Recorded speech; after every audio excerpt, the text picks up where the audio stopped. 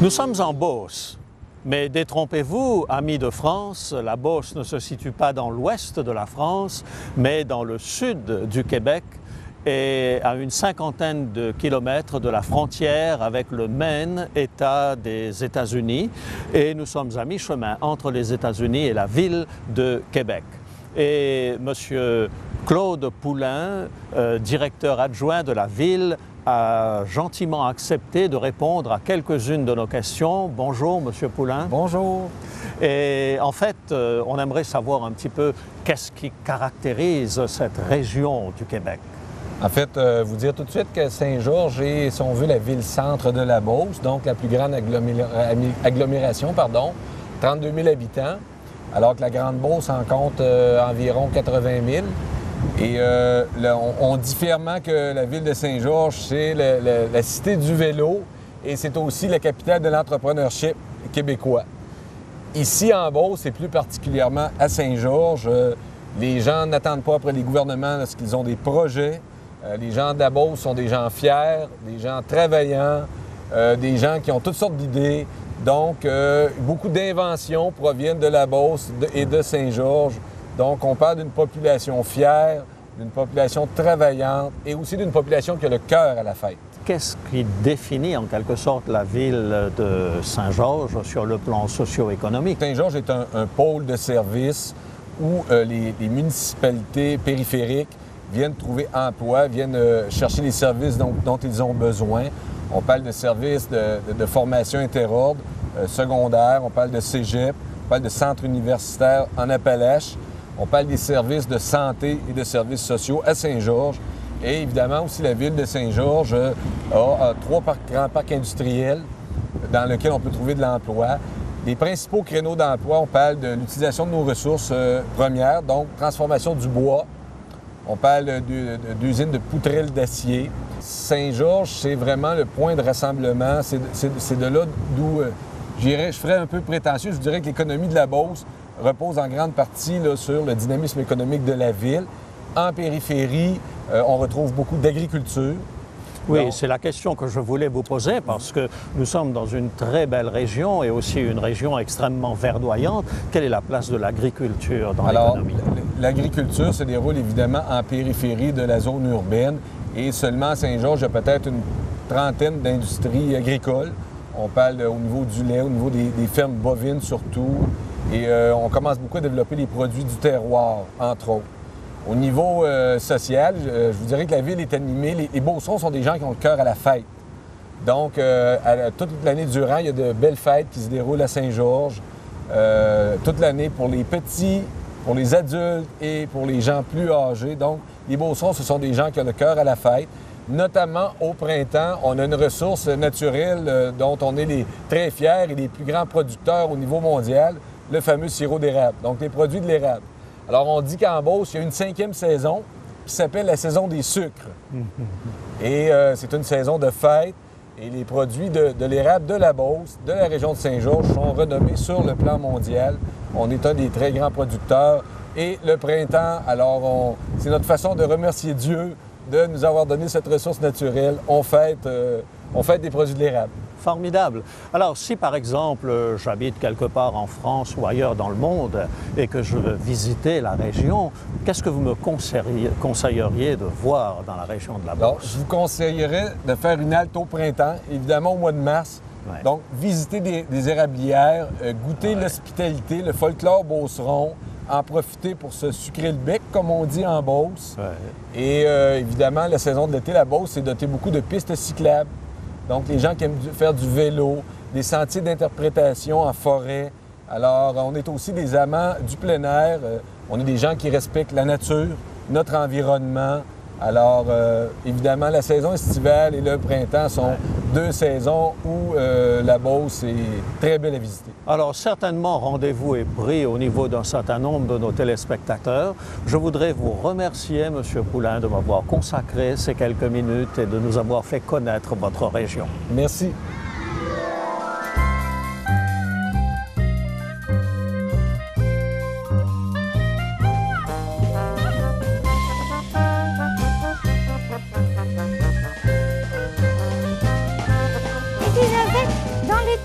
Il y a toujours 3 images? Oui, il y a toujours 3 images. Alors, regarde la première.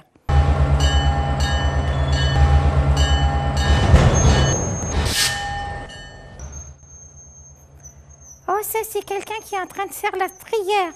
Oh, c'est bien ça, hein? Oui, c'est très bien de faire la prière. Mais tu n'as pas deviné le personnage? Oh non! Dans l'asile, tout le monde y prie. Oui, c'est vrai, dans la Bible, tout le monde prie. Mais regarde la deuxième.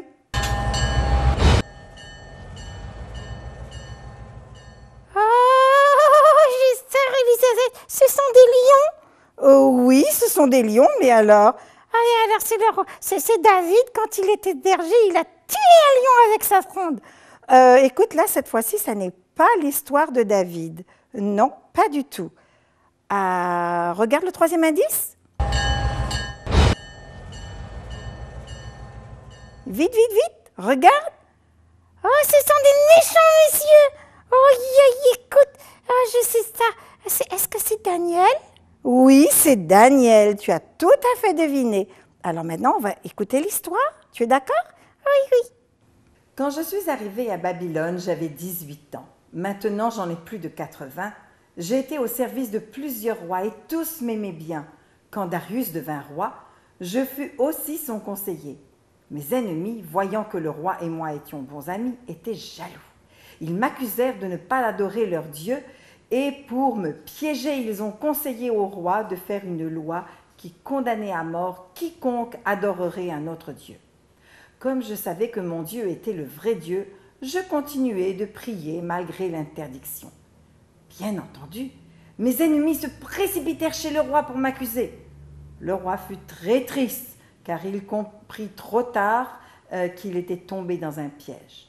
Mais il était forcé de faire respecter la loi. Alors, il donna l'ordre à ses soldats de me jeter dans la fosse aux lions. Moi, je restais calme car j'avais confiance en Dieu. Le cœur gros, le roi ne put dormir cette nuit-là. Il a pensé sans cesse à moi. Très tôt le matin, il est venu personnellement à la fosse aux lions. Il m'a appelé. « Daniel, Daniel, est-ce que ton Dieu a pu te sauver de la gueule des lions ?» « Oui, lui répondis-je, mon Dieu a envoyé son ange qui a fermé la gueule des lions et ils ne m'ont fait aucun mal. Je n'avais rien fait de mal, ni contre mon Dieu, ni contre toi, mon roi. » Le roi fut tellement heureux qu'il me fit retirer tout de suite de la fosse et il a fait jeter dans la fosse tous ceux qui m'avaient accusé injustement. Avant même qu'ils arrivent au fond, les lions les ont mangés. Après cela, le roi écrivit à tous les peuples pour leur dire « J'ordonne que dans toute l'étendue de mon royaume, on ait du respect pour le Dieu de Daniel, car il est le Dieu vivant et il règne éternellement, son royaume ne sera jamais détruit. » Ça, c'est moi qui lui avais dit, parce que Dieu m'avait montré dans des visions ce qui allait arriver à notre monde dans l'avenir, et qu'un jour, Jésus viendrait sur terre apporter l'espoir et la paix. C'est pourquoi j'ai une totale confiance en Dieu. Qu'est-ce qu'il y a, Lucky? Je me demande comment j'aurais fait si moi j'avais été à la place de Daniel, parce que tu sais, je crois, les lions, ils aiment beaucoup manger les petits chiens. Oui, c'est vrai, mais je vais te dire aussi qu'il y avait un ange qui était là. Oh, est-ce que tu as déjà vu un ange, toi? Moi, je n'ai jamais vu d'ange, non. Mais la Bible nous dit qu'il y a des anges autour de nous. Et il y a même un verset dans la Bible qui dit que l'ange de l'Éternel campe autour de ceux qui le craignent et les arrache au danger. Ah, c'est extraordinaire! Moi, je voudrais bien voir un ange. Eh bien, un jour, on verra plein d'anges. C'est vrai ça? Oui, c'est vrai. Je te raconterai ça plus tard, d'accord? D'accord.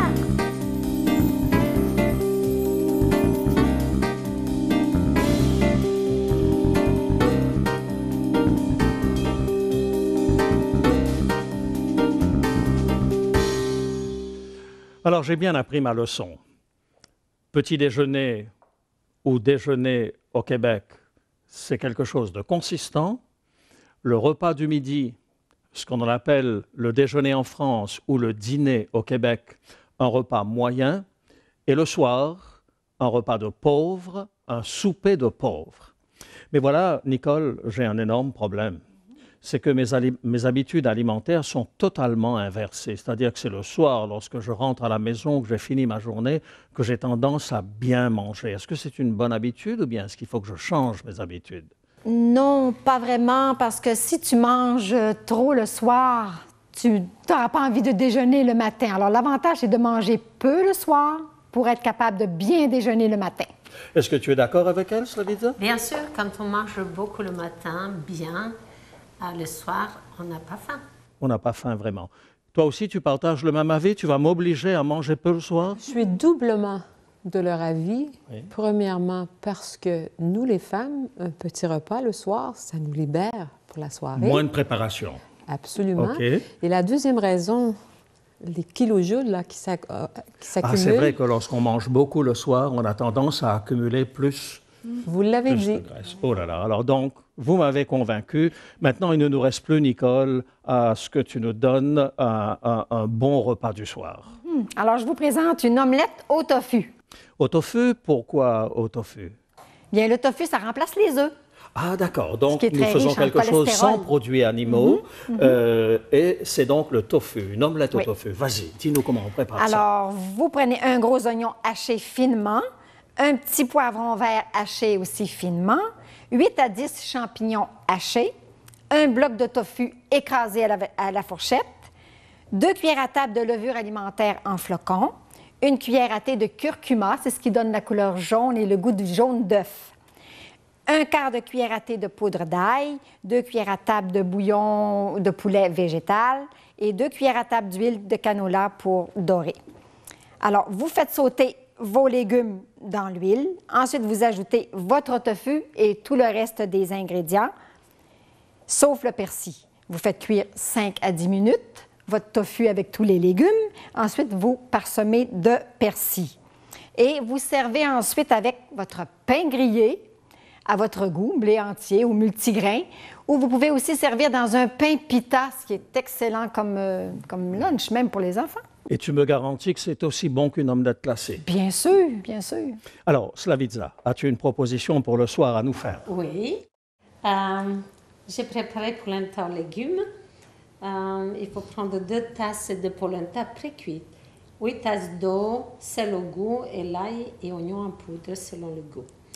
De l'autre côté, il faut préparer les légumes, 2 oignons coupés en petits morceaux, 2 poivrons rouges, 3 branches de céleri aussi coupées, 3 gousses d'ail, 4 grosses tomates, sel ou bouillon végétal, 4 à 5 cuillères à soupe l'huile d'olive. C'est une grande préparation. La première préparation, couper tous les légumes en petits cubes, faire revenir dans l'huile un peu d'eau pendant 10 minutes. Pendant ce temps-là, couper les tomates aussi en petits morceaux et laisser cuire, rajouter ensemble, laisser cuire pendant 10 minutes, rajouter à la fin de l'ail. Et la deuxième préparation, il faut juste cuire polenta dans l'eau bouillante pendant 2 minutes puisqu'elle est pré-cuite et étaler sur un plat qui peut aller au four, versez votre légume par-dessus et vous avez votre repas. Il est aussi bon d'être réchauffé pour le lendemain. Donc, il ne reste plus qu'à déguster. Merci, Slavitza. Alors, si je comprends bien, fidèle à ta philosophie, tu vas nous proposer quelque chose de simple pour le soir pour bien dormir après. Bien sûr, et avec, pour varier les couleurs, je vais vous présenter une soupe aux asperges. Bien nettoyer une botte d'asperges, couper les bouts durs, les cuire à la vapeur jusqu'à ce qu'elles soient tendres. Récupérer l'eau de cuisson et ajouter suffisamment d'eau pour obtenir 3 tasses de liquide. On peut aussi employer les asperges en conserve. Placer les asperges et l'eau dans le mélangeur avec 2 cuillerées à soupe de beurre d'arachide, 2 cuillerées à soupe de farine complète, du sel au goût, une pincée de basilic en poudre. Bien liquéfier, verser dans une casserole, faire cuire jusqu'à épaississement, servir chaud garni de persil frais, fin avec du pain croûté de blé complet, frotté à l'ail et badigeonné d'huile d'olive. Et après cela, on n'a plus qu'à passer une excellente nuit pour le petit déjeuner de roi le lendemain.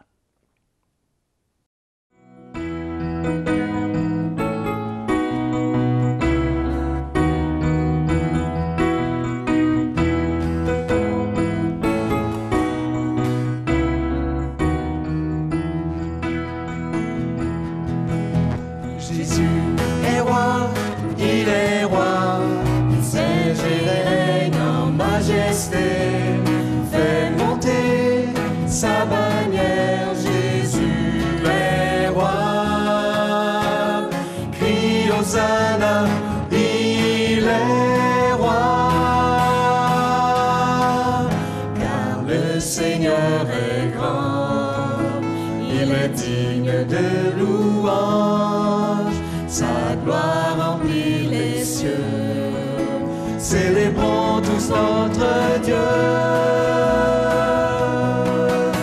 Jésus est roi, il est roi, il siège et règne en majesté, fait monter sa bannière. Jésus est roi, crie Hosanna, il est roi.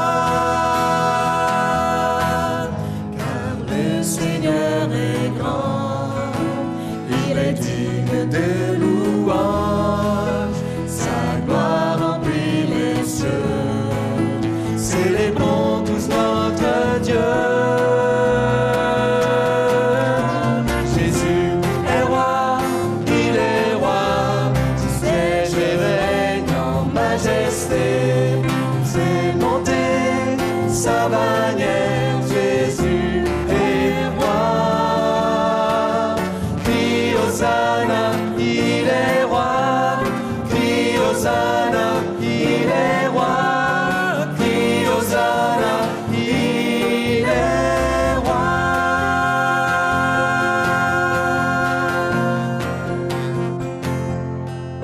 Qui est comme Dieu, qui est comme notre Dieu, pardonnant la faute et passant sur le crime? Qui est comme Dieu, qui pardonne les fautes et qui passe sur le crime? Il ne garde pas sa colère à toujours. Au contraire, il prend plaisir à la bienveillance. Il aura encore compassion de nous. Il mettra nos fautes sous nos pieds. Il jettera nos péchés au fond de la mer. Quel amour infini!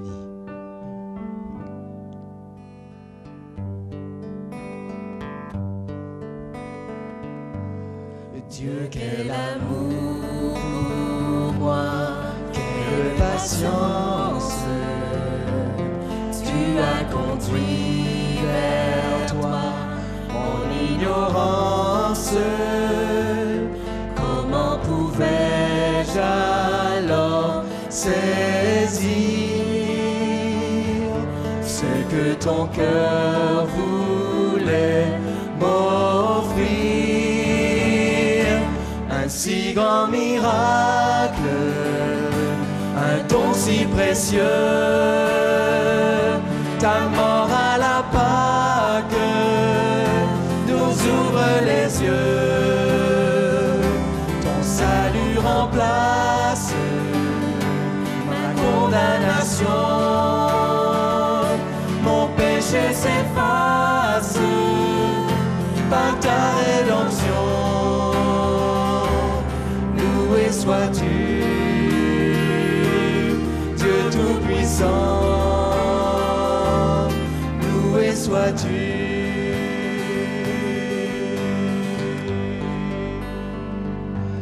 Ce nom si merveilleux, comment le vivre sans le répandre à ceux que tu veux suivre sur les chemins où ils s'égarent, loin de la vie et de l'espoir. Un si grand miracle, un don si précieux, ta mort à la Pâque nous ouvre les yeux. Ton salut remplace ma condamnation, mon péché s'efface par ta rédemption. Loué sois-tu, Dieu Tout-Puissant, loué sois-tu.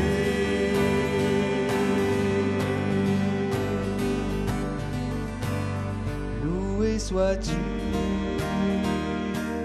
Dieu Tout-Puissant, loué sois-tu.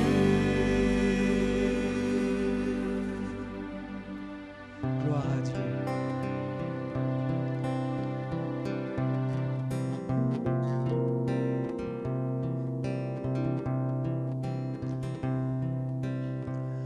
Dans le lieu saint, j'entre, Seigneur, tout ébloui par ta splendeur. Je tremble un peu devant ta face, mais tu m'accueilles par ta grâce. Je me décharge sur toi, Seigneur, caché en toi. Je n'ai plus peur, je peux te voir, le cœur en paix et libéré de mes péchés. Je te suis, Jésus, je te suis, Jésus, par le voile déchiré. Je te suis, Jésus, je te suis, Jésus, par le voile déchiré.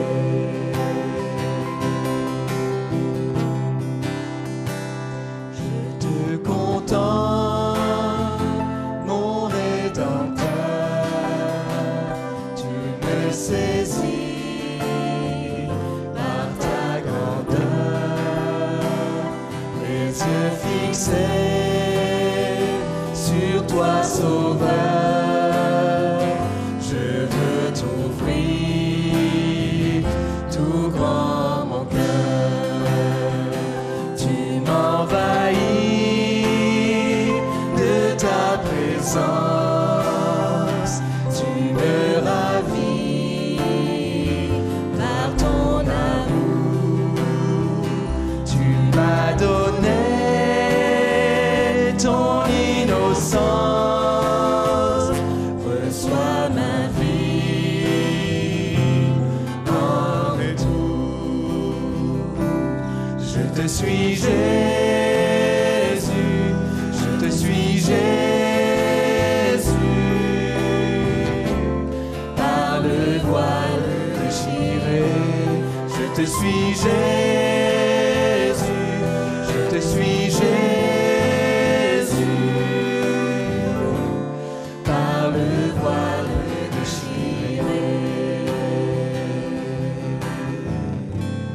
par le voile déchiré.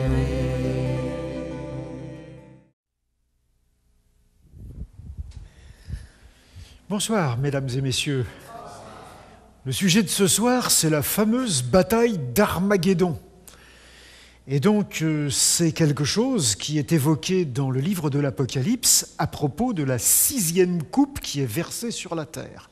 Et pour comprendre de quoi il s'agit, il va nous falloir lire la partie du livre de l'Apocalypse qui concerne les 7 coupes. C'est justement cette section qui est au même niveau que celle des 7 trompettes sur notre pyramide, mais de l'autre côté du centre. Je vais donc la découvrir. Voilà, c'est cette partie-là. Et comme cette partie, elle a les mêmes caractéristiques que les autres, c'est-à-dire qu'elle a une introduction qui est une vision particulière, je vais glisser là le bloc qui correspond à cette vision d'introduction. Et justement, nous allons commencer la lecture par cette vision d'introduction. Le texte nous dit ceci. Voilà. Puis, je vis dans le ciel un autre signe grand et admirable. 7 anges qui tenaient 7 fléaux, les derniers, car par eux s'accomplit la colère de Dieu. Jean donc nous précise que nous sommes de nouveau dans le ciel. Ce qu'il voit est un autre signe. Dans la vision centrale que nous verrons bientôt, il y a déjà 2 signes. Ici, c'en est un autre, le 3e. Il faut donc conclure que ce qui se passe là est directement lié avec la vision centrale. Jean voit 7 anges ou 7 messagers. Ce sont peut-être les mêmes que ceux qui avaient sonné les 7 trompettes, vous vous souvenez ? D'entrée, il nous dit tout de suite qu'il s'agit de 7 fléaux ou 7 plaies et que ce sont l'expression de la colère de Dieu. Nous avons déjà rencontré cette expression à plusieurs reprises. Elle désigne l'intervention de Dieu, celle qui ne tardera plus parce que, comme l'on dit, la coupe est pleine. Il ne s'agit plus d'un cycle qui couvre toute l'histoire du christianisme, comme les 7 églises, les 7 sceaux ou les 7 trompettes, mais d'un cycle qui est limité à la toute dernière phase de l'histoire. Jean a à nouveau une vision juste après celle que nous venons lire et qui était toute brève. Et il va nous dire ceci.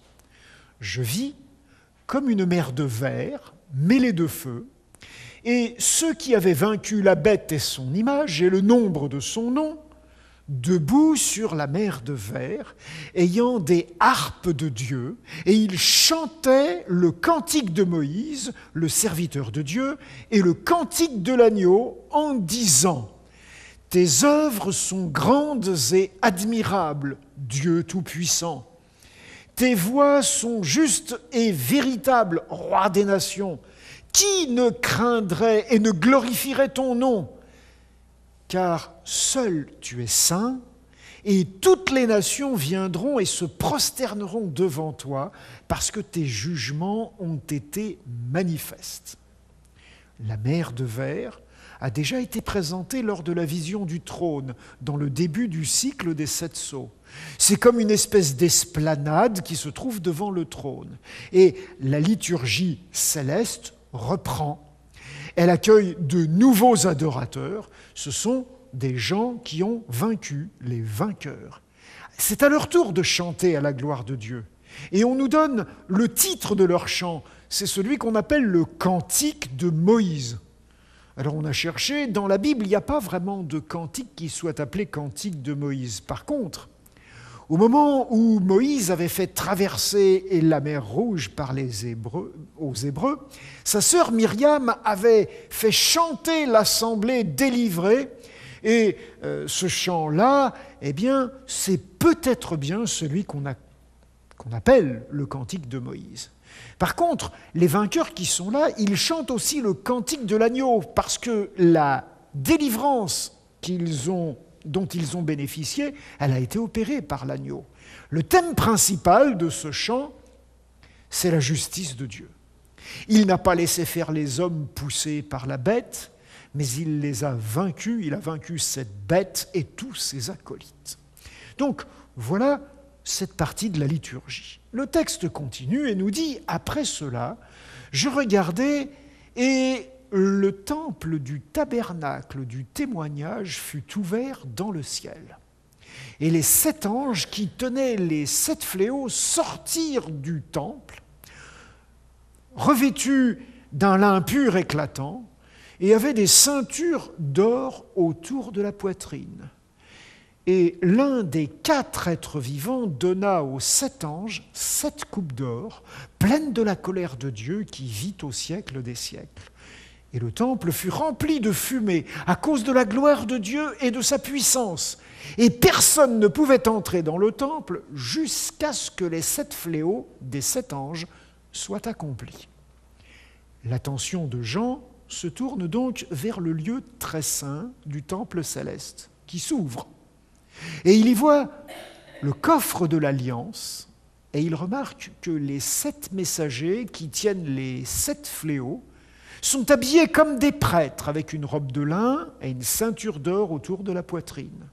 Et au moment où ils reçoivent les 7 coupes de la colère de Dieu, de la part de l'un des 4 êtres vivants, ce temple céleste se remplit d'une fumée qui accompagne la présence et la gloire de Dieu. Et c'est exactement ce qui s'était produit au moment où le sanctuaire qui avait été construit par Moïse au désert et le temple qui avait été édifié par Salomon à Jérusalem avaient été consacrés. C'est comme s'il nous disait qu'au moment où ces fléaux vont être déversés, on inaugure le temple céleste, où on le remet en service après une profanation. Ce temple va enfin pouvoir servir à l'adoration de Dieu et non plus à des sacrifices pour la purification des péchés et pour la réconciliation. Désormais, tous ceux qui veulent être réconciliés l'ont été. Alors les 7 coupes peuvent être versées. Et voici le texte de ces 7 coupes. J'entendis une voix forte qui venait du temple et qui disait aux 7 anges « Allez, versez sur la terre les 7 coupes de la colère de Dieu. » L'heure fatidique est arrivée. L'ordre est donné. La colère de Dieu va se manifester. Comment ? Eh bien voilà.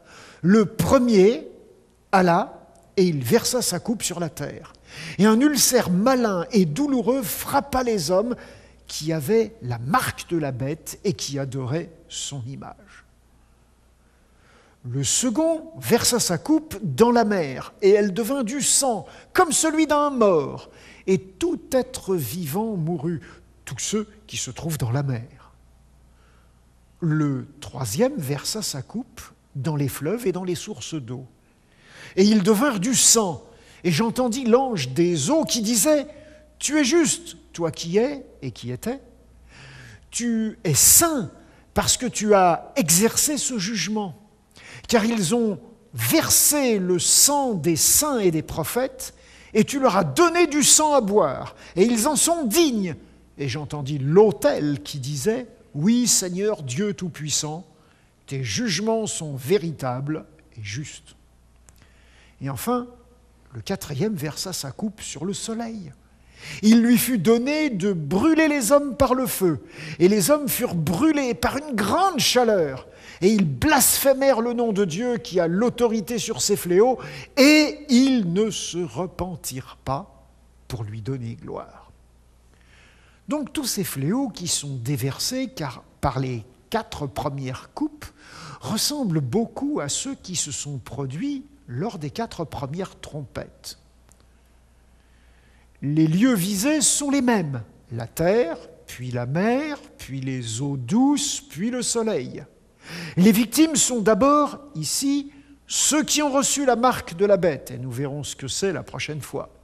Et surtout, ceux qui ont martyrisé les saints.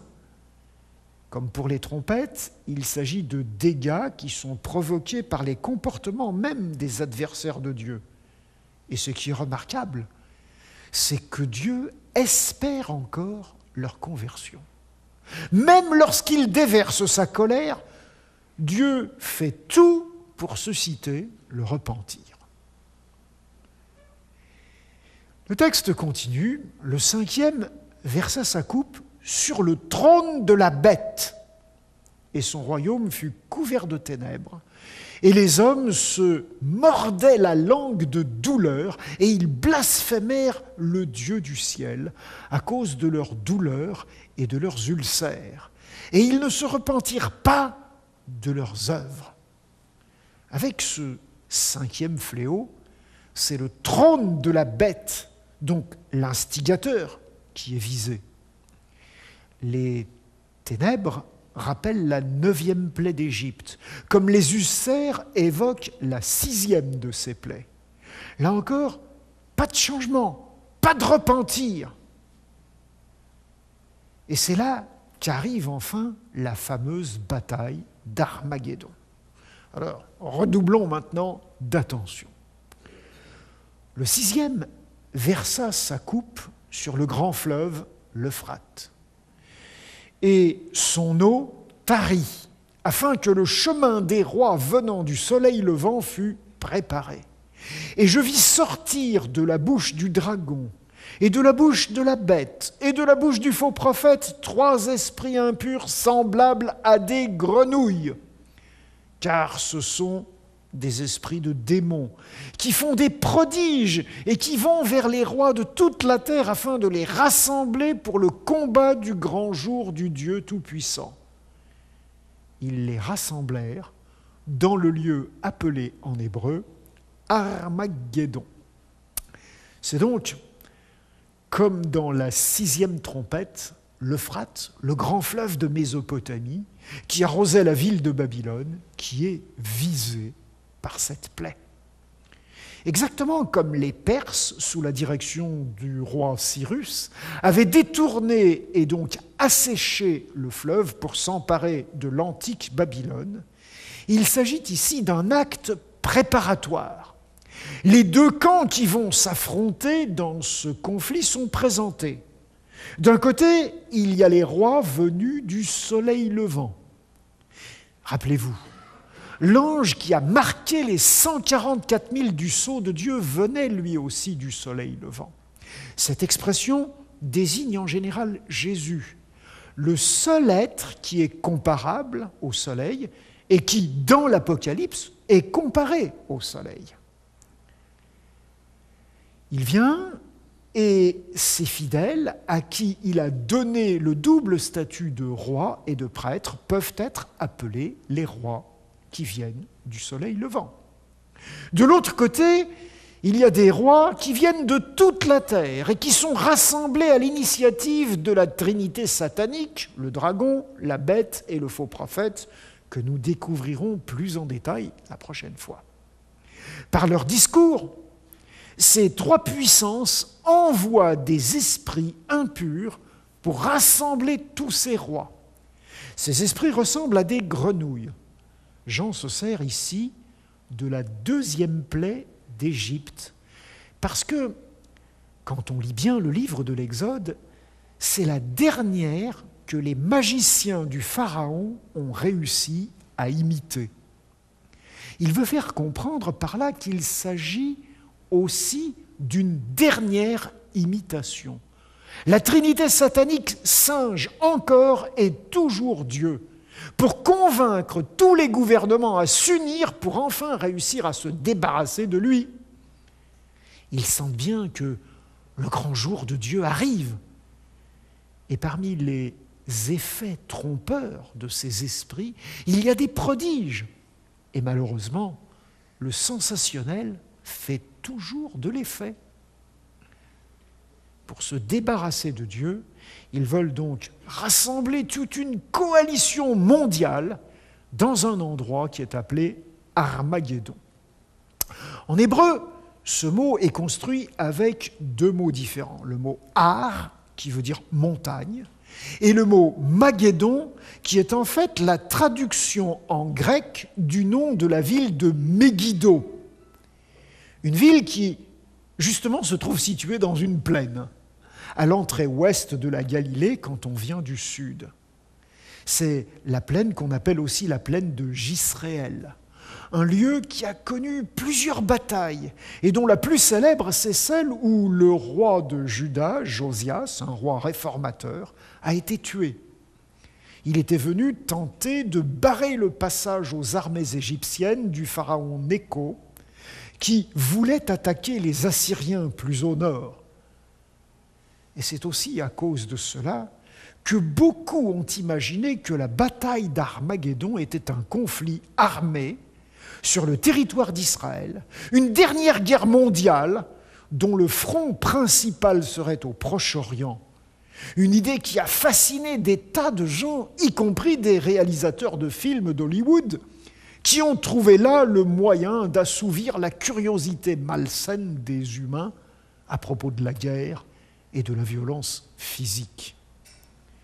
Pourtant, tout visiteur qui se trouve en Israël et qui visite la ville de Megiddo peut constater que si de là il regarde la plaine de Jisraël, il tourne le dos au mont Carmel, sur lequel s'adosse la ville de Megiddo.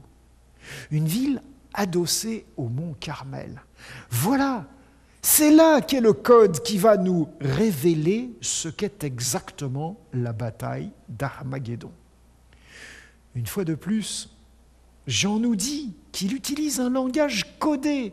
Il ne s'agit pas de rassembler des bataillons armés dans un site géographique du Proche-Orient, mais il s'agit de la préparation du dernier conflit spirituel, un conflit de discernement pour ne pas confondre l'imitation ou la contrefaçon avec la réalité. Ne pas confondre Dieu, le vrai, Père, Fils, Saint-Esprit, avec la Trinité satanique qui l'imite pour séduire. Exactement comme du temps du prophète Élie, une confrontation fut organisée sur le mont Carmel, justement, pour que le peuple cesse d'hésiter entre adorer Dieu et adorer Baal. Et c'est celle des deux divinités en compétition qui ferait tomber le feu du ciel qui serait reconnu comme le vrai Dieu. Le texte de cette 6e coupe ne décrit pas vraiment le conflit lui-même, mais simplement les deux camps qui se préparent au combat final. La 7e coupe va-t-elle nous faire le récit de cette guerre spirituelle ? Lisons le texte de la 7e coupe. Le 7e versa sa coupe dans l'air, et il sortit du temple, du trône, une voix forte qui disait « C'en est fait !» Et il y eut des éclairs, des voix, des tonnerres et un grand tremblement de terre tel qu'il n'y en avait jamais eu depuis que l'homme est sur la terre, un aussi grand tremblement. Et la grande ville fut divisée en 3 parties, et les villes des nations tombèrent, et Dieu se souvint de Babylone la grande pour lui donner la coupe du vin de son ardente colère. Et toutes les îles s'enfuirent, et les montagnes ne furent plus retrouvées. Et une grosse grêle, dont les grêlons pesaient 1 talent, tomba du ciel sur les hommes, et les hommes blasphémèrent Dieu à cause du fléau de la grêle, parce que ce fléau était très grand.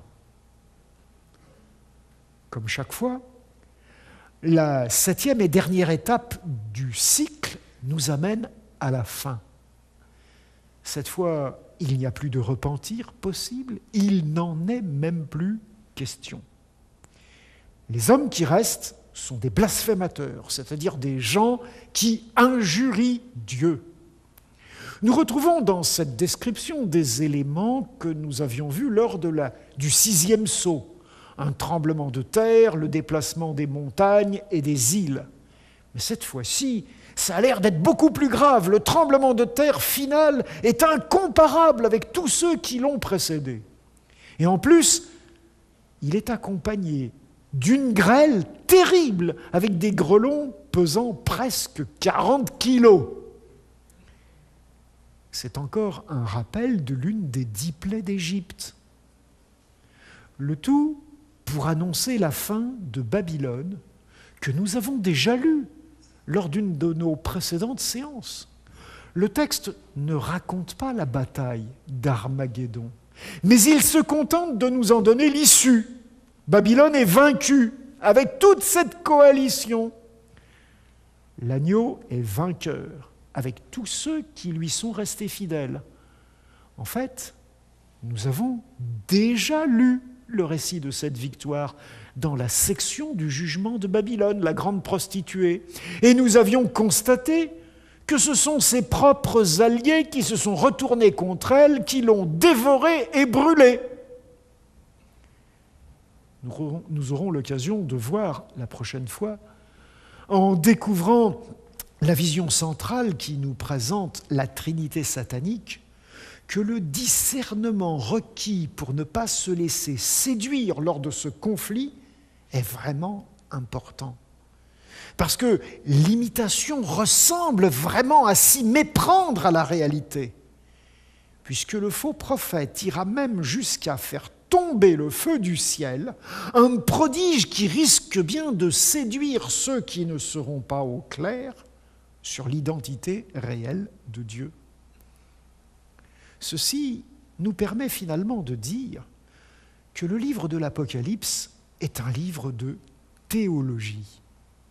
Son enjeu principal est de bien savoir qui est Dieu, quelles sont ses valeurs, quelles sont ses manières d'agir. Et comme nous l'avons déjà dit, si Dieu semble dans ce livre avoir l'apparence d'un lion, il est en fait un agneau.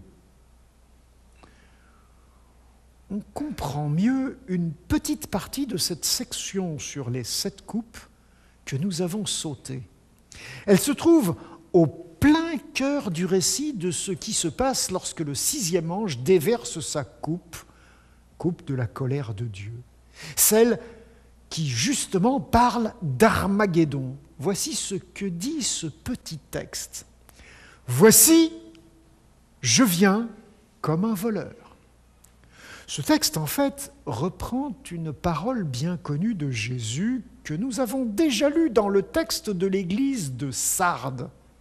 « Si tu ne veilles pas, je viendrai comme un voleur, et tu ne sauras pas à quelle heure je viendrai te surprendre. » C'est aussi une parole que les apôtres Pierre et Paul connaissaient. Car vous savez bien vous-même que le jour du Seigneur viendra comme un voleur dans la nuit. Quand les hommes diront paix et sûreté, alors une ruine soudaine les surprendra, comme les douleurs de l'accouchement surprennent la femme enceinte, et ils n'échapperont pas. Mais vous, frères, vous n'êtes pas dans les ténèbres, pour que ce jour vous surprenne comme un voleur. Voilà ce que Paul a écrit aux chrétiens de Thessalonique. L'apôtre Pierre, de son côté, dit « Le jour du Seigneur viendra comme un voleur. En ce jour-là, les cieux passeront avec fracas, les éléments embrasés se dissoudront et la terre, avec les œuvres qu'elle renferme, sera consumée. » En fait, le jour du Seigneur, c'est le jour du retour de Jésus. Et il ne s'agit pas de confondre Jésus qui revient avec une contrefaçon. Nous retrouvons là l'enjeu de la bataille d'Armageddon. Jésus avait bien prévenu ses disciples à ce sujet. « Prenez garde, leur disait-il, que personne ne vous séduise, car plusieurs viendront sous mon nom, disant « C'est moi qui suis le Christ », et ils séduiront beaucoup de gens. Plusieurs faux prophètes s'élèveront, et ils séduiront beaucoup de gens. Si quelqu'un vous dit alors « Le Christ est ici » ou « Il est là », ne le croyez pas, car il s'élèvera de faux Christ et de faux prophètes. Ils feront de grands prodiges et des miracles au point de séduire, s'il était possible, même les élus. Voici, je vous l'ai annoncé d'avance. Si donc on vous dit « Voici, il est dans le désert », n'y allez pas. « Voici, il est dans les chambres, ne le croyez pas, car comme l'éclair part de l'Orient et se montre jusqu'en Occident, ainsi sera l'avènement du Fils de l'homme. » Oui, c'est Jésus qui a dit ça à ses disciples. Alors, terminons notre examen de ces 7 coupes par la béatitude qu'elle contient. Heureux celui qui veille et qui garde ses vêtements, afin qu'il ne marche pas nu et qu'on ne voit pas sa nudité. Ce bonheur est pour chacun de nous. À nous de rester éveillés, à nous d'accepter les vêtements blancs que l'agneau veut nous donner, mais pas pour les laisser dans une armoire, pour les porter. Donc, pour être auprès de tous ceux qui nous voient, des représentants de cet agneau. Voilà notre bataille d'Armageddon. Et cette bataille, nous y serons victorieux. Donc, à chacun d'entre nous de discerner où se trouve Dieu et de faire le bon choix. Je vous souhaite une bonne fin de soirée.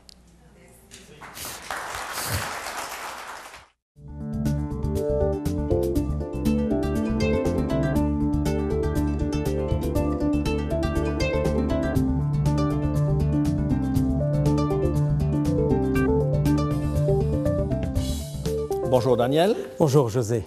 Alors aujourd'hui, nous allons aborder un terme qui, pour ceux qui connaissent bien la Bible, a une signification redoutable. C'est le mot Armageddon. Alors on parle d'Armageddon comme étant la dernière bataille. Est-ce que c'est une bataille physique? Est-ce que c'est une bataille morale? Est-ce qu'il y a un livre qui pourrait nous aider à mieux comprendre l'enjeu? Oh oui, certainement. Et cela m'est très cher personnellement. Je suis quasiment aussi tombé dans ce livre depuis mon enfance. Il est formidable, il nous brosse un tableau très intéressant depuis le départ de Jésus jusqu'au retour de Jésus. Et c'est un peu ce que fait l'Apocalypse. C'est un livre qui devrait absolument aller de pair avec l'Apocalypse. Cela nous donne une idée de cette bataille. Alors, Armageddon, 3e guerre mondiale, ou je ne sais quelle autre bataille des étoiles ou des Star Wars, comme disaient les jeunes il y a quelques années de cela. Non, il faut d'abord avoir lu, toujours avec Jacques Doucan, je dirais, le chapitre 12 en particulier, la guerre tous azimuts, la guerre dans le ciel, la guerre contre la femme, la guerre contre le reste de sa postérité, la grande controverse où parfois on écrit comme titre « La tragédie des siècles ». Un livre traduit en plusieurs langues, je ne sais plus combien, en des millions d'exemplaires, un must. C'est un livre qui n'est pas très nouveau. Non, absolument pas. Il est écrit par Ellen G. White et c'est vraiment une approche, une compréhension de la lutte entre le bien et le mal. Alors, ce qui est particulièrement intéressant, me semble-t-il, dans ce livre d'Ellen White, c'est que cette femme n'est pas une historienne. Pourtant, elle va brosser en quelque sorte une histoire de l'Église, partant de l'époque des apôtres jusqu'au retour de Christ. Et son interprétation est impressionnante. Absolument, parce que je crois, comme beaucoup d'autres, elle lit la Bible par la Bible. Elle comprend bien ce langage et cette tragédie de la Genèse à l'Apocalypse. La grande controverse d'Ellen White. La grande controverse, mais on peut déjà donner la réponse, c'est Dieu qui aura le dernier mot. Amen.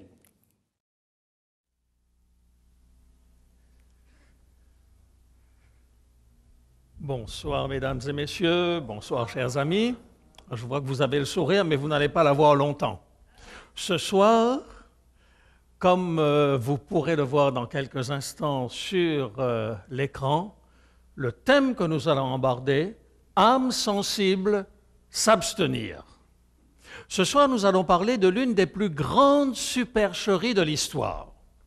Si c'est la première fois que vous en entendez parler, Ce que je vais dire va vous bouleverser dans vos convictions les plus profondes et vous empêcher de dormir. Alors, il est encore temps. Si vous êtes dans l'un de nos nombreux sites de retransmission, il est encore temps de remettre votre chapeau et de sortir sur la pointe des pieds. Si vous êtes devant votre ordinateur, il vous suffit d'appuyer sur l'icône « Fermez » et d'aller au lit paisiblement. Pour vous qui êtes avec nous ici dans cette salle ce soir, nous avons prévu des secouristes pour vous ranimer si vous tenez à rester jusqu'au bout. Mais vous ne pourrez pas me reprocher de ne vous avoir pas averti. Le jour anniversaire de ma femme est le 4 novembre. Or, le 11 novembre, seulement 6 jours après son anniversaire, c'est un jour de congé au Canada, jour du souvenir.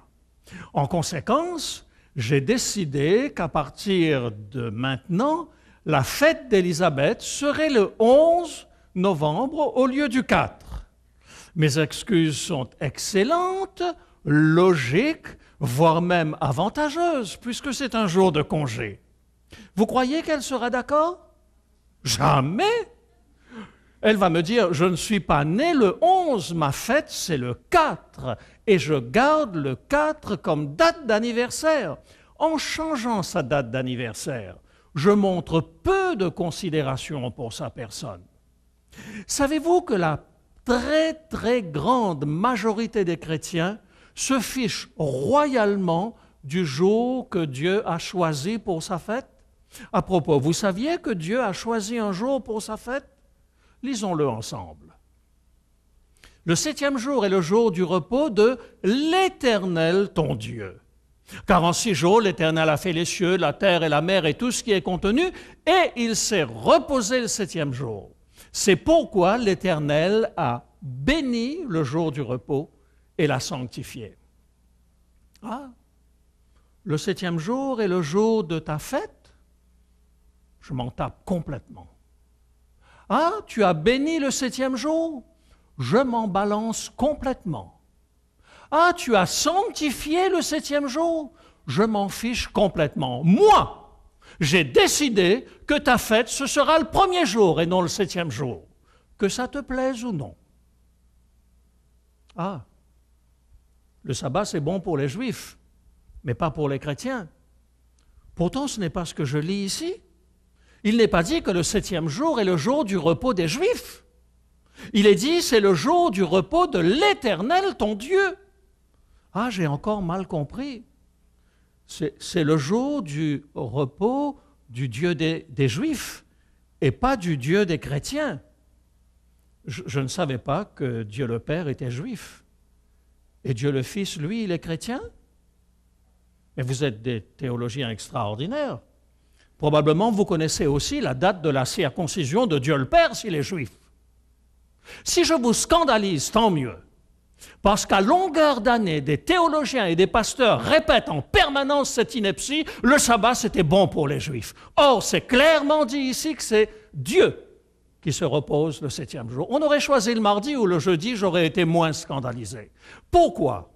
Parce que le Dieu des Juifs, Dieu le Père, avait pris la précaution de préciser que tout ce qui est en rapport avec l'adoration du soleil devait être strictement interdit. Regardez ce qu'il dit. « Veille sur ton âme de peur que levant tes yeux vers le ciel et voyant le soleil, la lune et les étoiles, toute l'armée des cieux, tu ne sois entraîné à te prosterner en leur présence et à leur rendre un culte. Ce sont des choses que l'Éternel, ton Dieu, a données en partage à tous les peuples sous le ciel tout entier. Mais vous, l'Éternel, vous a pris et vous a fait sortir de la fournaise de fer de l'Égypte afin que vous fussiez un peuple qui lui appartient en propre comme vous l'êtes aujourd'hui. » C'est si vrai que Dieu donnera des consignes précises à Moïse pour que l'orientation du sanctuaire et plus tard le temple de Jérusalem soit construit ouvert vers l'est afin que les adorateurs de Dieu ne confondent pas l'adoration du vrai Dieu avec l'adoration du soleil. Malgré toutes ces précautions, Israël est tombé dans le piège. Et il me conduisit à l'entrée de la porte de la maison de l'Éternel du côté du septentrion. Et voici, il y avait là des femmes assises qui pleuraient Tammuz. Et il me dit, vois-tu, fils de l'homme, tu verras encore d'autres abominations plus grandes que celles-là.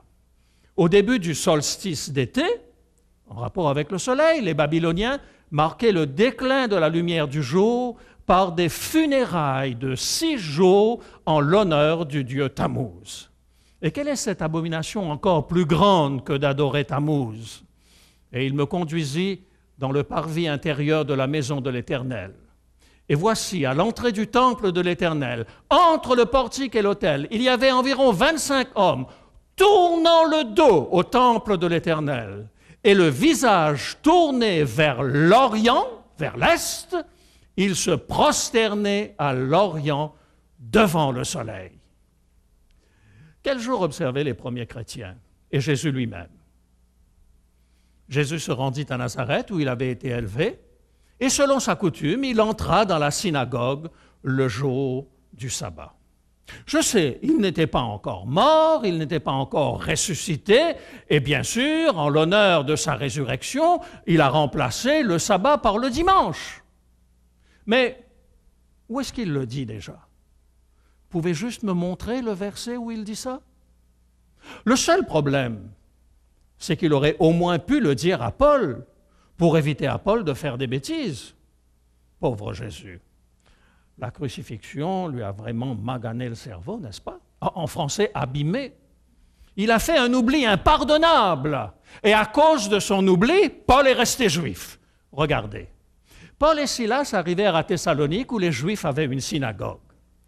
Paul y entra selon sa coutume pendant 3 sabbats. Il discuta avec eux d'après les Écritures, expliquant et établissant que le Christ devait souffrir et ressusciter des morts. Comment n'y ai-je pas pensé plus tôt? C'est sûr. À Thessalonique, il n'y avait pas d'église chrétienne. Et donc Paul a dû se rendre, bien malgré lui, dans une synagogue pour parler aux Juifs. Mais je vais vous faire une confidence. Même s'il n'a pas été crucifié, le cerveau de Paul n'était pas moins magané que celui de Jésus. Il oublie complètement de dire aux Juifs que le jour du repos a changé depuis la résurrection. Tenez, Paul et ses compagnons s'étant embarqués à Paphos se rendirent à Perge en Pamphylie. Jean se sépara d'eux et retourna à Jérusalem. De Perge, ils poursuivirent leur route et arrivèrent à Antioche de Pisidie. Étant entrés dans la synagogue le jour du sabbat, ils s'assirent. Après la lecture de la loi et des prophètes, le chef de la synagogue leur envoyèrent dire « Hommes frères, si vous avez quelque exhortation à adresser au peuple, parlez. » Je laisse tomber le discours de Paul. Paul se leva et ayant fait signe de la main, il dit « Hommes israélites et vous qui craignez Dieu, écoutez. » Et il fait son discours. Lorsqu'ils sortirent, on les pria de parler le sabbat suivant sur les mêmes choses. Et l'apôtre Paul leur dit « Stop! On n'observe plus le sabbat, c'est dimanche qu'on se retrouve. » C'est ça que vous lisez dans le texte? Ils sortirent et on les pria de parler le sabbat suivant sur les mêmes choses. Et à l'issue de l'assemblée, beaucoup de Juifs et de prosélytes pieux suivirent Paul et Barnabas qui s'entretinrent avec eux et les exhortèrent à rester attachés à la grâce de Dieu. Le sabbat suivant, pas le dimanche suivant, le sabbat suivant, presque toute la ville se rassembla pour entendre la parole de Paul. Et Paul leur dit « Stop, puisque vous n'êtes pas juifs, on se réunit demain matin. » C'est ça? Absolument pas. Et nous arrivons à Apocalypse chapitre 11, c'est-à-dire le texte qui s'insère juste avant la vision centrale qui se trouve ici. Cette vision centrale qui se situe avant les 7 trompettes, après les 7 trompettes et avant les 7 fléaux, cette vision centrale commence par un verset précis et se termine par un verset précis. Le verset qui introduit la partie centrale dit ceci, « Et le temple de Dieu dans le ciel fut ouvert, et l'arche de son alliance apparut dans son temple, et il y eut des éclairs, des voix, des tonnerres, un tremblement de terre et une forte grêle. » Bernard vous a expliqué pourquoi il se passe ces différents événements. si vous regardez à la fin de cette période, là c'était Apocalypse chapitre 11, verset 19, si vous regardez lorsqu'on termine avec la vision centrale, Apocalypse chapitre 15, verset 5, après cela, je regardai et le temple du tabernacle du témoignage fut ouvert dans le ciel. Alors c'est quoi cette histoire-là? Lorsque vous prenez la précaution de préciser les choses, c'est que vous avez une intention bien précise. Si ma femme me disait « Chérie, veux-tu avoir l'extrême obligeance de m'apporter ma jupe rouge qui se trouve dans le deuxième tiroir de la commode qui est dans notre chambre ?» C'est clair comme information. Et si moi j'arrive avec ces pantoufles,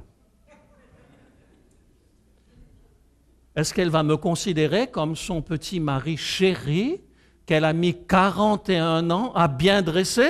Non! Parce que je n'ai pas apporté ce qu'elle m'a demandé. Ici, Dieu précise son intention. L'arche de l'alliance qui se trouve dans le temple, qui se trouve dans le ciel. Il le dit ici et il le répète ici. Il y a une intention, mes amis. Alors, qu'est-ce que c'est que cette arche? Qu'y avait-il dans cette arche dans le désert? Moïse prit le témoignage et le plaça dans l'arche. Alors vous allez me dire, c'est quoi le témoignage? Laissons à la Bible le soin de répondre. Lorsque l'Éternel eut achevé de parler à Moïse sur la montagne du Sinaï, il lui donna les 2 tables du témoignage, tables de pierre, écrites du doigt de Dieu. À propos, saviez-vous que dans la Bible, il y a un chapitre qui n'est pas inspiré? Ah oui, mon ami, il y a un chapitre qui n'est pas inspiré, garanti. Et quand je te le dirai, tu me diras oui. Ah, tu ne le connais pas, ce chapitre? Eh bien, c'est Exode chapitre 20. Il n'est pas inspiré parce qu'il est écrit du doigt de Dieu lui-même, n'est-ce pas?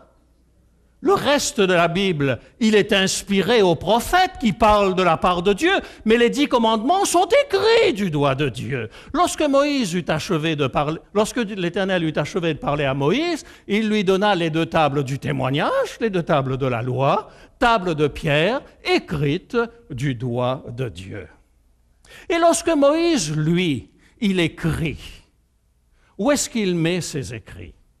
Lorsque Moïse eut complètement achevé d'écrire dans un livre les paroles de cette loi, il ne s'agit plus des 10 commandements, mais de toutes les règles que nous retrouvons dans les livres de Moïse, il donna cet ordre aux Lévites qui portaient l'arche de l'alliance de l'Éternel. Prenez ce livre de la loi et mettez-le à côté de l'arche de l'alliance de l'Éternel, votre Dieu, et il sera là comme témoin contre vous. Dans le sanctuaire, on retrouve l'arche. Et dans l'arche, il n'y a rien d'autre que les 10 commandements. Et à côté de l'arche se trouvent les lois écrites par Moïse. Il y a une intention, mes amis.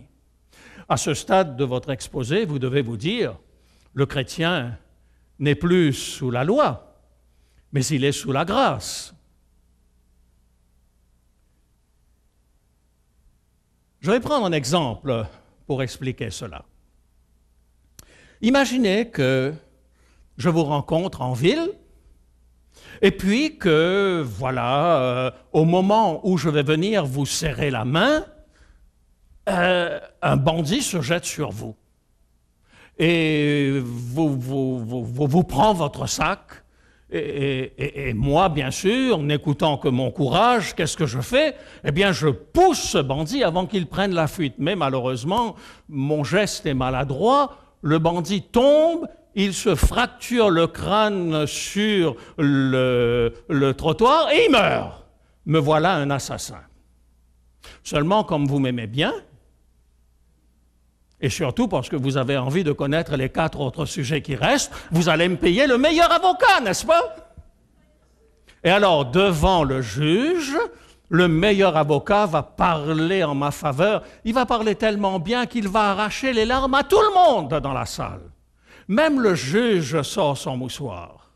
Et à ce moment-là, il fait tomber son gros marteau et il dit « Je vous fais grâce ». Me voilà maintenant sous la grâce, n'est-ce pas? Je ne suis plus sous la loi, je suis sous la grâce. Je sors du tribunal et je vois quelqu'un qui a une tête qui ne me revient pas. Puisque je ne suis plus sous la loi et que je suis sous la grâce, je l'étrangle. Et quand je l'ai étranglé, je me retrouve devant le juge, mais je n'ai même pas besoin d'avocat, mes amis. Parce que de toute manière, quand le juge va me dire « Vous êtes accusé d'avoir étranglé un homme parce qu'il avait une tête qui vous ne revenait pas », je dirai au juge « Monsieur le juge, je suis sous la grâce, vous ne pouvez rien me faire. » Vous croyez que ça marche comme ça? Alors, comment est-ce qu'on peut croire que lorsqu'on est sous la grâce, il n'y a plus de loi? Sans la loi, il n'y a pas de transgression. Et sans transgression, il n'y a pas de jugement. Selon quelle norme Dieu va-t-il juger la terre? Il le dit clairement, selon la loi des 10 commandements, ils apparaissent au début et à la fin de la phase centrale du livre de l'Apocalypse. Bernard a raison de dire, le livre de l'Apocalypse est vraiment un livre de théologie. Savez-vous qui a décidé de changer le sabbat en dimanche? C'est même pas un chrétien. C'est un empereur païen qui d'ailleurs s'est fait baptiser le jour de sa mort sur son lit de mort. La religion personnelle de Constantin était un mélange de culte de Mithra et de christianisme. Selon Eusèbe, son biographe chrétien, il enseigna à ses armées à honorer avec zèle le dimanche, en s'y référant comme le jour de la lumière et du soleil. Vous faites le rapport maintenant?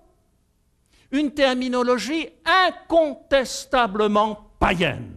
Sunday, c'est le jour du soleil. Le dimanche, qui ne fut à ses débuts qu'un jour de célébration, est devenu, à cause de l'empereur Constantin, un jour obligatoire de repos. Tenez, regardez la loi qu'il a promulguée. Que tous les juges, les citadins et les artisans se reposent au jour vénérable du soleil et que tous les ateliers soient fermés. Cependant, dans les campagnes, les personnes qui s'occupent de l'agriculture peuvent librement et légalement poursuivre leurs activités. C'est dans le Code justinien, en date du 7 mars 321, 3 siècles après le début donc du christianisme. Constantin l'a imposé sans se référer à la théologie ou à la pensée chrétienne.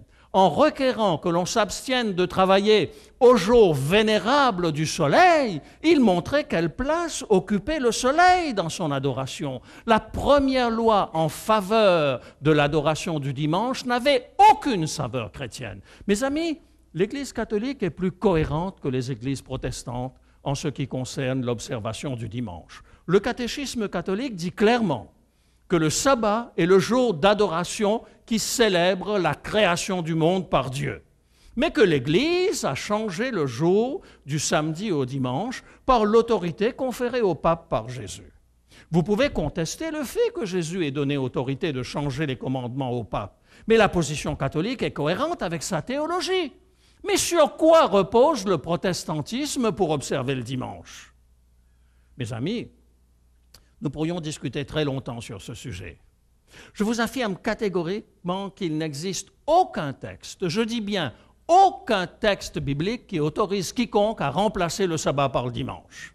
Et les explications qui, soi-disant, reposent sur les quelques mentions du dimanche dans le Nouveau Testament ne sont absolument pas une preuve. J'aimerais terminer par une simple comparaison. La circoncision ne se trouve pas dans les 10 commandements.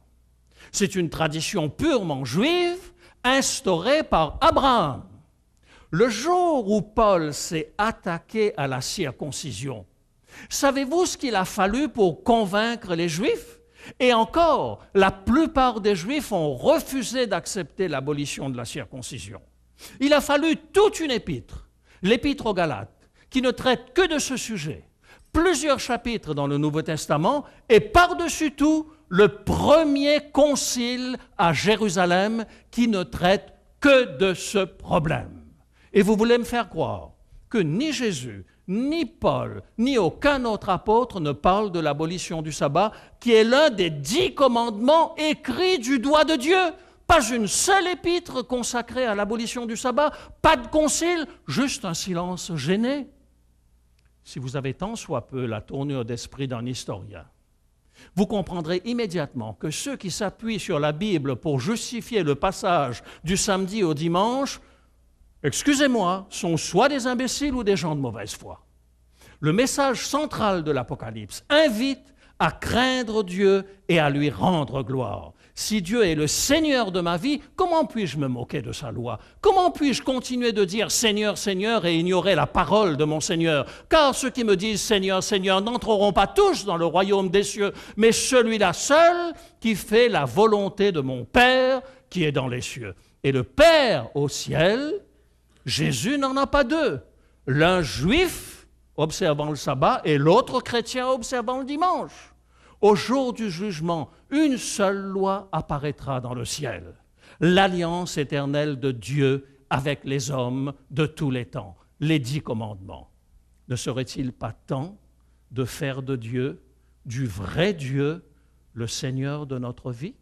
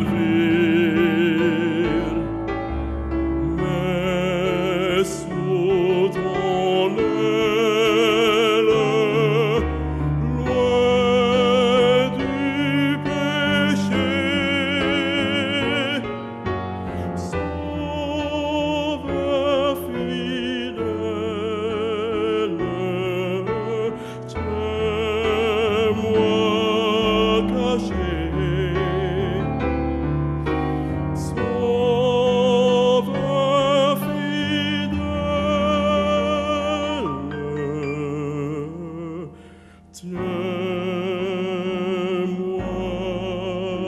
caché.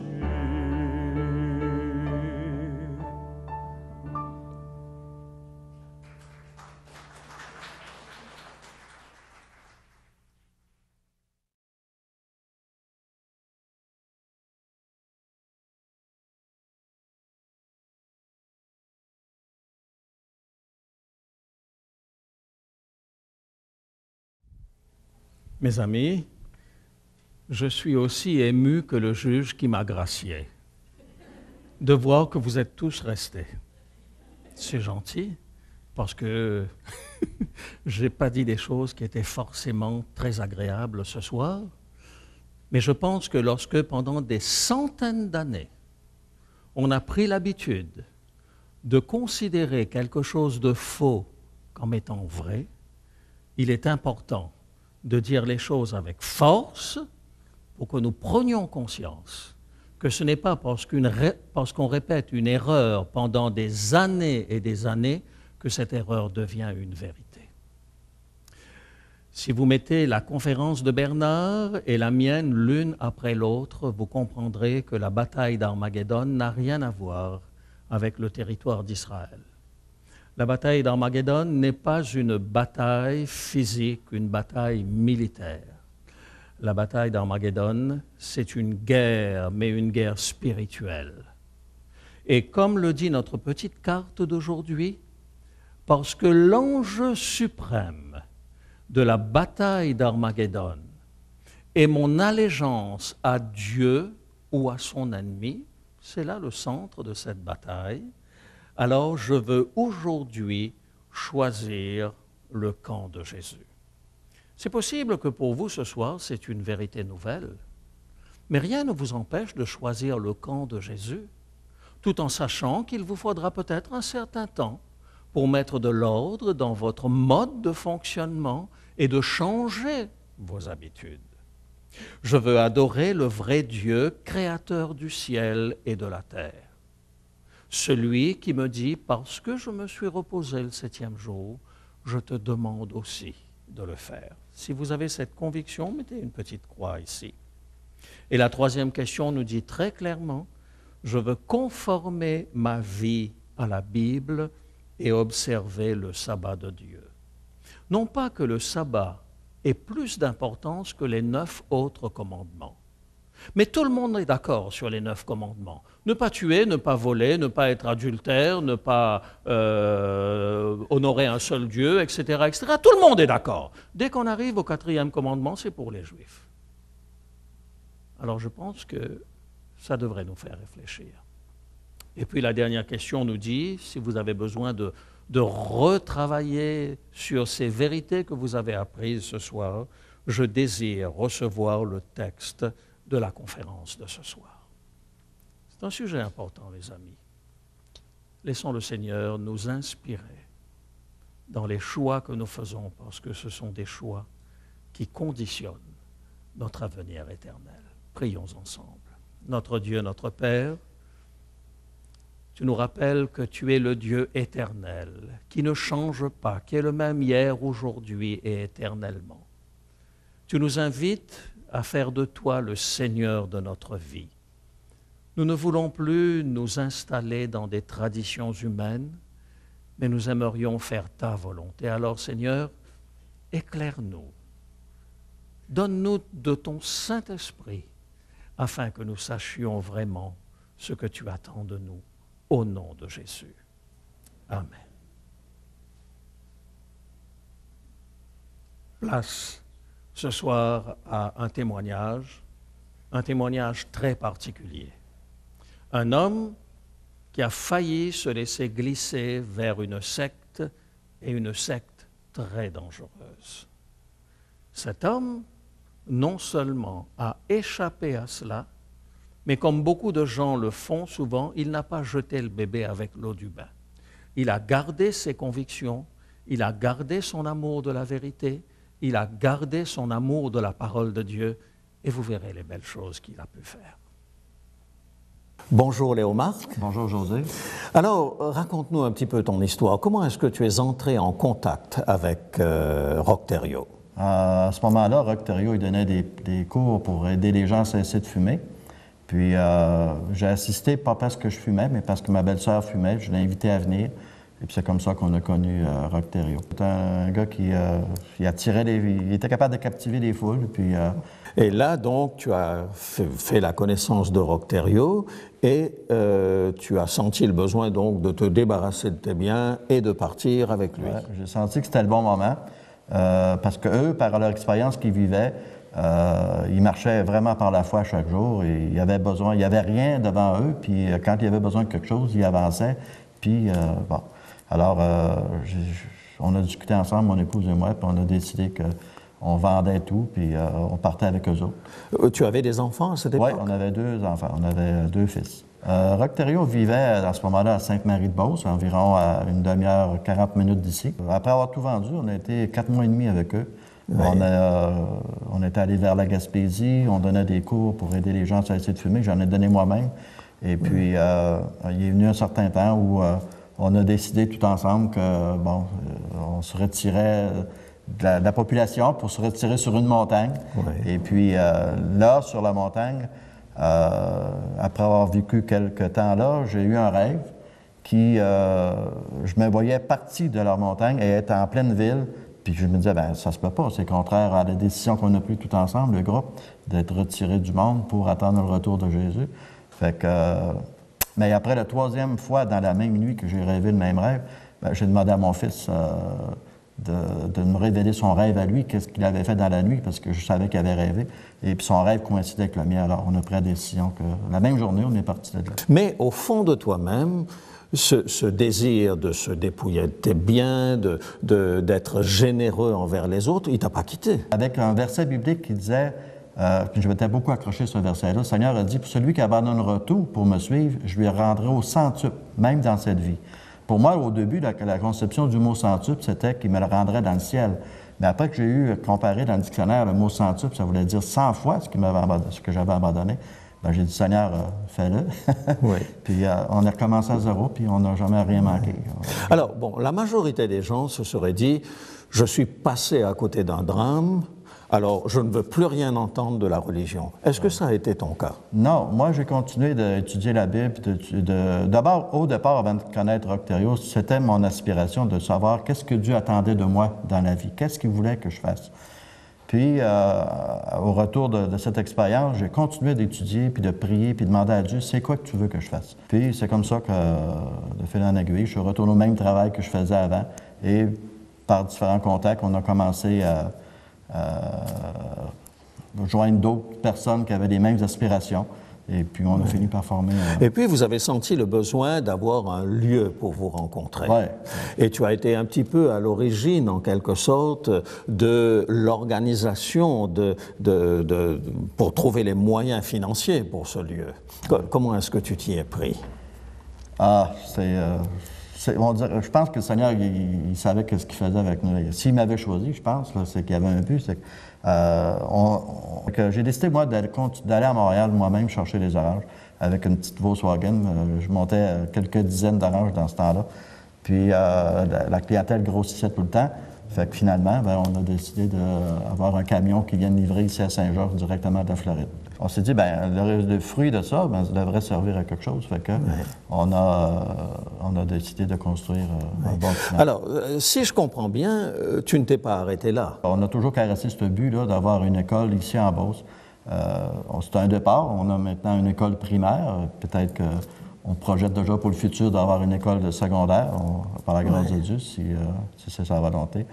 Mais c'est ça, on a atteint le but. C'est absolument formidable. Et est-ce que tu as une fonction au sein de cette communauté, au sein de cette Église? Moi, je suis juste un ancien. Ah, tu es un des anciens, donc un laïc qui est engagé en quelque sorte dans la vie de la communauté. Je pense qu'ils m'ont nommé ancien parce que j'étais le pionnier peut-être, là, mais je pense pas de mériter ce titre-là.